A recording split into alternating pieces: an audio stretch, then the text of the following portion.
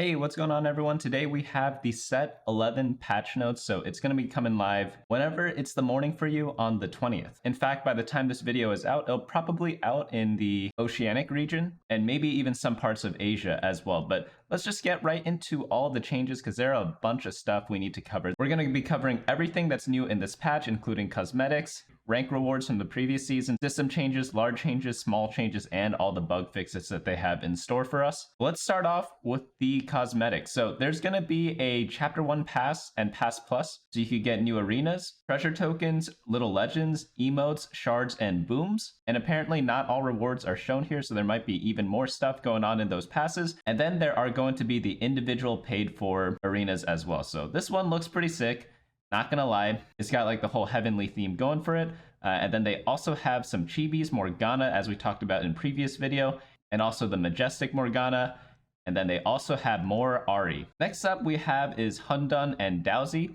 I think Hundun's new, right? A new little legend species known in the Inkborn Fables variant for Dowsy. This canvas is looking cute as ever. So enter Hundun. All right. Is this that little legend without eyes? I think that's the one that they have here. And then, of course, they have the legendary tier Nebulous Hundun and All-Seeing Hundun available via Pass Plus. And then they have the extra Dowsies down here. And then this Majestic Empress bundle with Chibi Morgana, Majestic Empress Soul Shackle Booms, and TFT Inkborn Fables Pass Plus Chapter 1, all for 5,700 RP. I don't know how much that is. I've not bought RP in a very long time. But one positive change is that you don't have to like gamble for some of the chibis. Maybe you have to gamble for the like cooler looking one. I think, yeah, the Empress Morgana one, it's a bit cooler, you know? Maybe you still have to gamble for that one. But if you just want the base, I guess you could buy it through this thing. Now on to the ranked rewards and more. So new set, new rank season. When Inkborn Fables goes live in your region or after you download the latest mobile patch, you can start climbing. Depending on your rank in the previous season, you'll start from anywhere from Iron 2 to Bronze 4. This is true for double up and standard ranked. You'll get 5 provisional matches as per usual, where you will not lose any LP for sub top 4 placements in your first 5 ranked games of the new stage, and you'll also gain extra LP for finishing top 4, so best of luck. So yeah, essentially provisional matches, you are going to have accelerated LP gains. They're pretty important, but you also don't really know the ratings of other people you're facing. You could pretty much be facing challengers from last season or people from Iron because the way the ranks reset, like everyone's so close together. So it's a bit wild in that sense. Your hyper rating will also be reset to 500 if you played Hyperroll, and then there's still a 24-hour period of delay between mobile and PC going live. I did not know that. And then mobile players who have not gotten the new set in their region won't be able to climb the ladder on the old set anymore. Okay, good to know in case anyone is mobile only. But now let's go on into the system changes. So the new mechanic in set 11 is going to be encounters. So pretty much at random points in the game, and you'll be able to tell because in the game at the top of your screen, you'll see some like weird looking icons or new looking icons. Those are pretty much going to be the encounter rounds. Pretty much it's just this neat little effect that is added to the game. Think of it like a mini augment in that sense, or even like a mini portal depending on what it is. But essentially there are over 80 unique encounters, and you'll see anywhere from 2 to 5 of them each game. It's a way to kind of spice up the game more than it is already by making every game truly different. But they all give like small little buffs like rerolls, gold, components, things like that. Or they have like some weird effect on your board, such as like giving you a training dummy for a certain amount of turns, things like that. There are rarities, so some happen more than others. But one thing to note is that regardless of rarity, you'll never encounter the same spirit multiple times, even if that spirit has multiple encounter options. For example, if let's say Ari has like 3 encounters, if you see one Ari encounter, you won't see other Ari encounters, if that makes sense. And then, of course, you'll also be able to see a summary of it in the encounters panel. The UI is pretty decent on this one. Next up we have is the leveling changes. So we'll be coming out with a leveling guide really soon too. So do subscribe if you have not already. If you want to see how leveling is going to be different in set 11, because they are removing the headliner mechanic. So that's going to be quite a decent change of playstyle from previous set to this set. But one change that they're doing is changing level 8 to level 9 from being 80 XP to 72. And then shop odds are being changed as well. Level 7, they're going to be changing 2 and 3 cost rarities. So they're going to be lowering 2 costs at level 7 from 35 to 30. And then increasing 3 costs from 35 to 40%. So 3 cost reroll, it's going to be much easier to hit at level 7, where I believe they wanted to make 3-star 3 costs a little bit easier to get because they're removing the headliner mechanic.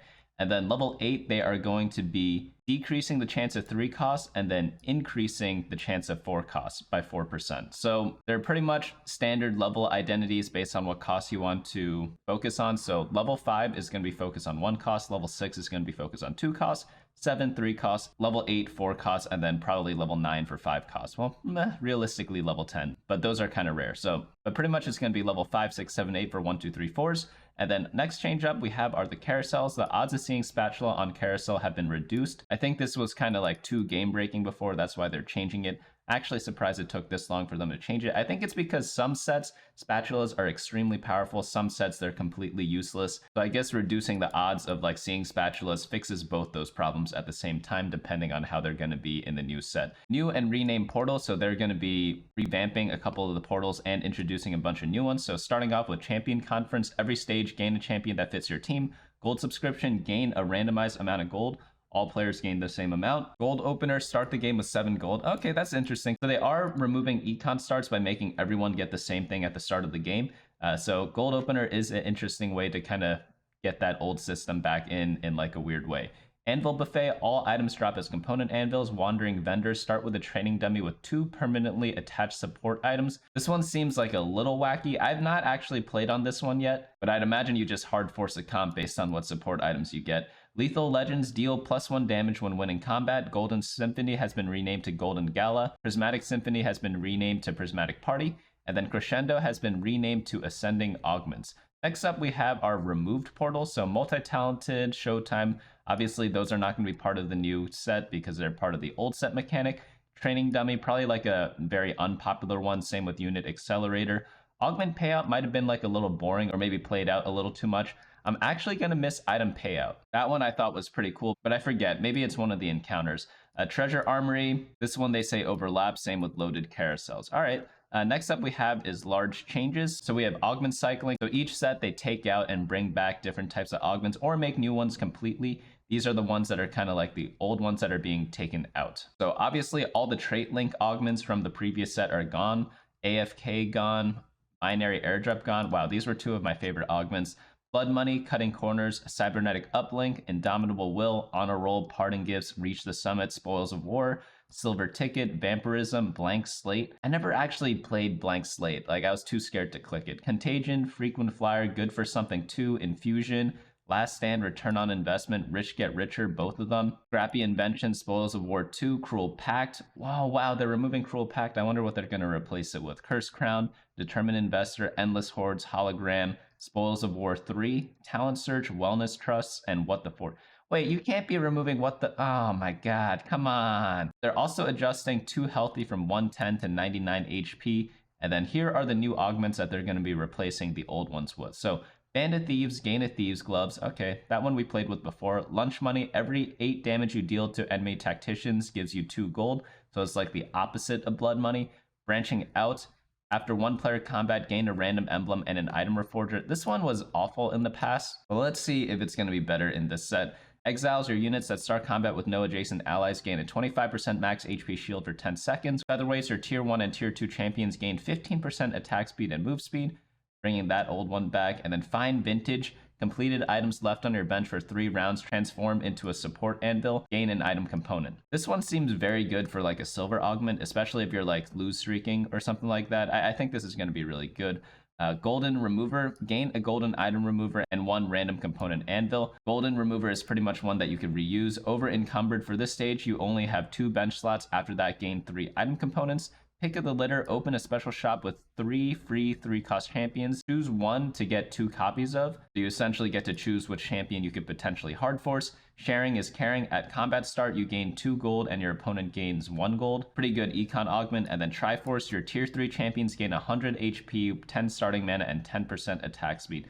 Typically, these in the silver tier normally aren't that good, but we'll have to see if this one is actually good enough to like kind of use. A lot of times people use this to kind of use temporarily and then give up their silver augment later in the game. Next up, we have our gold augments. So Altruist Crest, gain an Altruist emblem and a ribbon. Arcanist Crest, emblem and a Lux. Behemoth Crest, emblem and a Shen. Boiling Point, porcelain units basic attacks restore 5 mana on hit, while boiling basic attacks also burn and wound, get a Lux as well. Bruiser Crest, gain an emblem and an Aatrox built different. They're bringing this back. Your units with no traits active gain a bunch of HP and attack speed depending on the stage.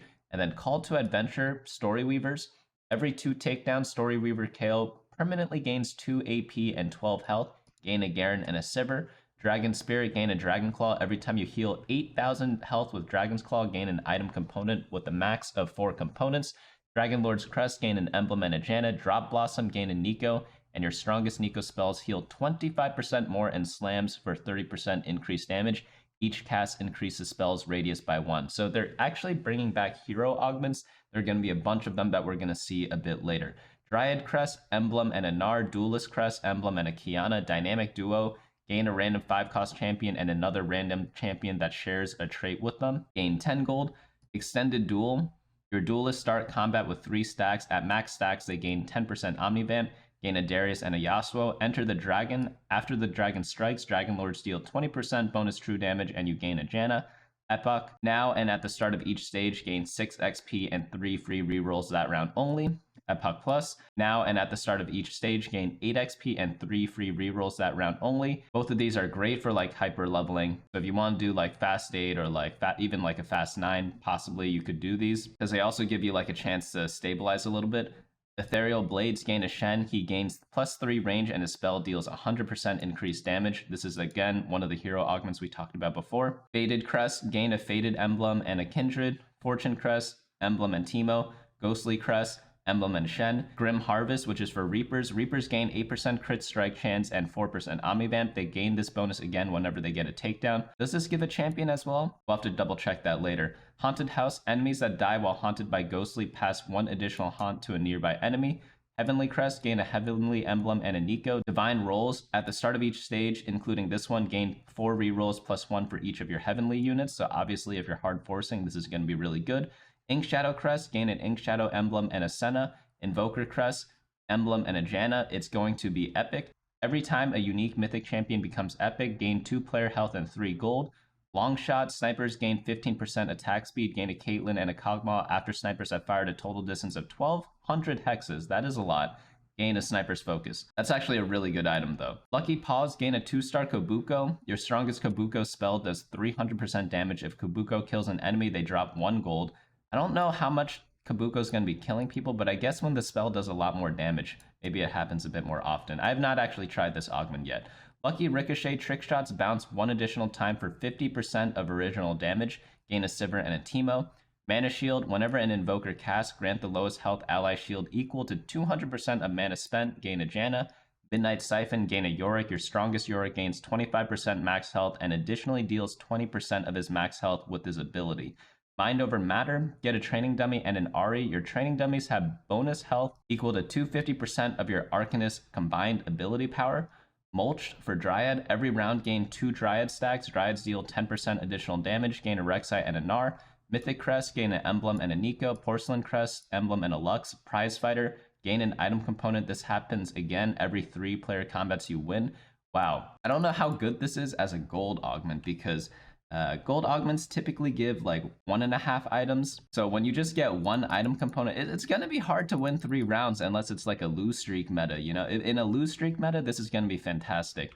Raid Boss Behemoth, your strongest Behemoth gains 20% max health. Whenever other behemoths die, they transfer 20% of their armor and MR to it for the rest of combat, and you also gain a Cho'Gath and a Malphite. Raining Gold, gain 9 gold now and an extra gold each round. Raining Gold Plus, 18 gold now and an extra gold each round. Reaper Crest, gain an Emblem and a Kindred.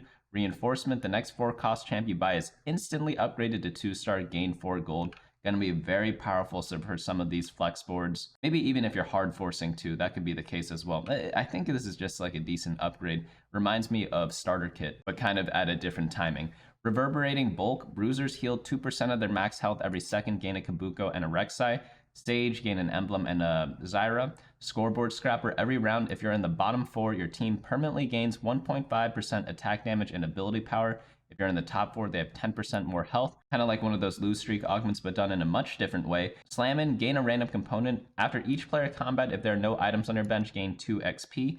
Consumables excluded. Slammin' Plus, same thing, but you get 12 XP now. Sniper's Crest, gain an Emblem and a Senna. Spirit Guardians, Warden's start of combat damage reduction is increased by 12%. 20% of damage dealt to non-wardens is instead distributed across your wardens, gain a Garen and a Jax.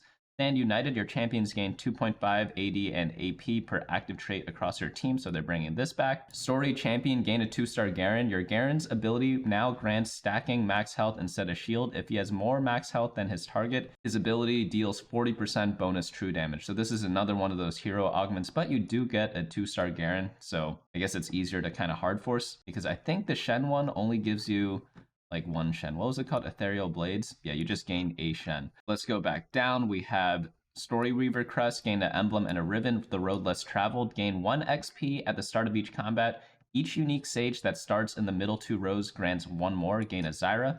Too much candy, your refreshes cost 0. Every 6 times you refresh your shop, refreshes cost 1 more at the start of each stage, and your refresh cost is set back to 0. Umbral Crest, gain an emblem and a Yorick. Venerable Piggy Bank, your Exalted Soul Core gains gold instead of XP. If you lose combat, it gets 3 bonus gold, and you also gain 2 Exalted Champions. By the way, in case you did not know about the Exalted trait, there's, I think, like 60 set variations. It's either like 48 or 60. I forget the exact number, but it's not completely random. It's like a fake random. Wandering Trainer 2, gain a target dummy with 2 permanently attached random emblems. Wrath of the Moon, Umbral Champions deal 4% more damage every second they attack the same enemy. Resets when they swap targets, gain a Darius and a Yorick. And then lastly, for the gold, we have Warden Crest, gain an emblem and a Gnar.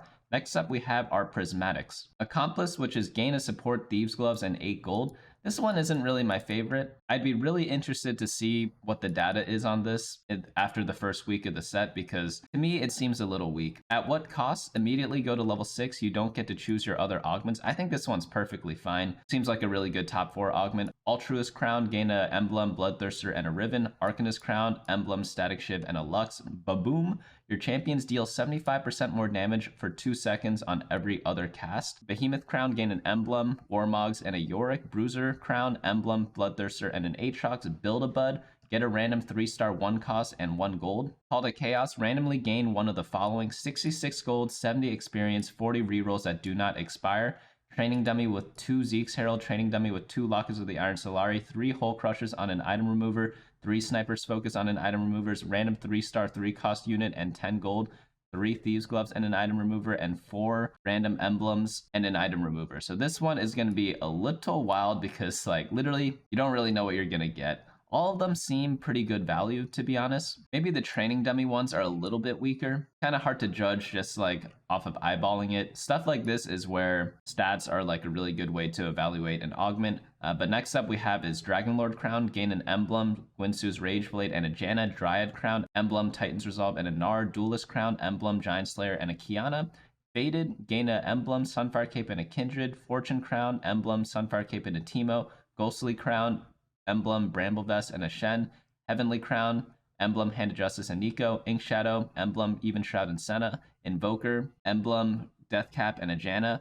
Mythic Crown, emblem, Guardbreaker, and a Nico. Porcelain Crown, emblem, Adaptive Helm, and a Lux. And then Radiant Refactor, gain 1 component anvil and a Masterwork upgrade. Masterwork upgrade essentially turns one of your regular items into a Radiant item. I think I'd rather have Radiant Relics in this though, because you kind of like lose half a component when you get this. But I guess you could choose exactly what item you want instead of having like the random 5 selection from the Radiant Relics. Reaper Crown, gain an emblem, Hand of Justice, and a Kindred. Sage Crown, emblem, Adaptive Helm, and Syra. Sniper Crown, emblem, Gwynsu Rageblade, and a Senna. Story Reaver Crown, emblem, Stoneplate, and a ribbon. Tiny but deadly, your units are 50% smaller but move and attack 30% faster. 2 for 1, each round get a copy of the first champion you buy that costs 3 or less. I really want to try this one pretty badly. This one seems pretty cool. Trash to Treasure, reforging completed items turns them into a random artifact and does not consume the reforger.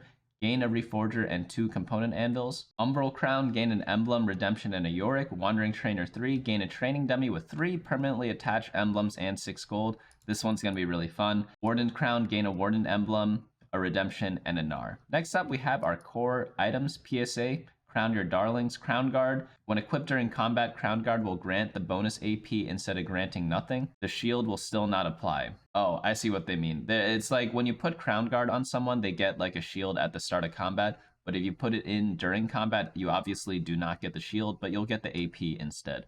Tactician's Crown now grants stats, 33 health, 3% damage, ability power, attack speed, armor, and magic resistance, and mana.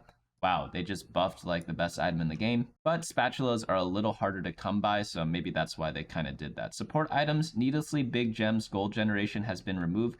Needlessly big gems bonus damage after 15 seconds is 30 to 40%. Zizirot Portal now spawns the void spawn during the planning phase. And then Zizirot Portal is also a unique item now. And then here's how they are going to change the stats. 1,000, 1,300, 1,600 to 2,000 from stages 2 to 5 to 1,000, 1,500, 2,000, 2,500, and 3,000 from stages 2 to 6. So slight buffs overall there. I actually quite like this item. But Zizirot Portal Void Spawn stage AD scaling is going to be 80, 105, 130 to 80, 115, 150, and 180. So they're buffing it quite a bit. But obviously, it's one of those things where you just kind of take it as your support item choice if all the other ones sucks, because it's kind of like a flex one that works in every single comp. Now we're onto the small changes. So previously, when you used an item remover on a Thieves Gloves or sold the unit equipped with the items, it would give you a new Thieves Gloves items. Now the items will persist for the round no matter how many times you equipped or re-equipped. Okay, so that makes sense. It was kind of one of those ways to cheese a win in the super late game, but I guess they're kind of removing that mechanic because it is kind of counterintuitive. Wait a minute, now it's even better. You could take the item off and then put it on a unit that actually uses those items. Okay, so this actually gives more decision making to the game. Okay, so that's even better. I think this is even more skill expressive than the other one, because the other one you just kind of like RNG it and you're just like, did I get good items? Yes or no? Now you're like, maybe I could put it on a unit that makes even better use of these items. Okay, that's fair. Makes a lot of sense. Bug fixes, stacks on stacks, loot orbs are now less likely to stack on top of each other. Masterwork upgrade can no longer be used to pop an item off mid-combat. Several booms containing erroneous black rings on explosion have been fixed. The fix was so massive that it was split between 6 patches spanning back to 13.24 and now fully released with 14.6. Wow, did not know that. The following chibis don't have long trail VFX when doing quick scouts. Kaisa, Ari, Mecha, Malphite, Teemo, and Zed. Okay, and that is going to be the patch. So overall, lots of big changes. Obviously, it's going to depend how much you've been playing the public beta environment before the set release, but obviously the first 5 games are going to be super important. So that's why I'm going to be releasing guides every single day for the next like maybe 2 weeks or something, at least 1 week, hopefully 2 weeks. So hopefully you'll be staying tuned for that. We'll be updating the meta snapshot on my website, bunnymuffins.lol/meta on Friday per usual, but sometimes it is available like late Thursday night for me. So for all the people who use the website, you do get like a slight advantage over the video watchers. I won't deny that. So hopefully I will see you all in those next videos, but definitely look out for like beginner guide and leveling guide in the next couple of days. In case you have a friend coming into TFT and they kind of want to get reacquainted again, those are going to be kind of the places to go. And if you're returning and you want to know how leveling changes from like set 10 to set 11, the leveling guide will also be a pretty useful video for you. But that's going to be it for me today. Hopefully you all enjoyed this video, and I'll see you all hopefully tomorrow.